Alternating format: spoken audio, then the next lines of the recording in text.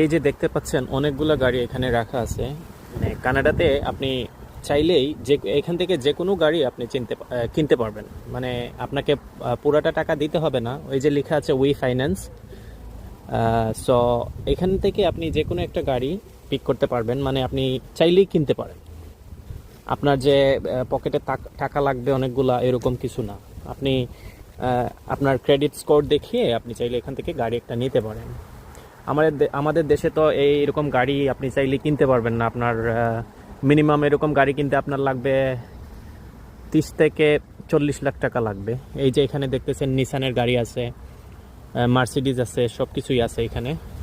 সবগুলা গাড়ির নাম আমি জানি না, জানলে বলতাম। বিএমডাব্লিউ থেকে ধইরা টয়োটা করোলা সব কিছুই আছে। তো এটাই হচ্ছে কানাডার সুবিধা, আপনি চাইলেই যে কোনো গাড়ি কিনতে পারেন। জিরো জিরো টাকা দিয়ে পারেন, মান্থলি টাকা পে করলেই হয়। ওরা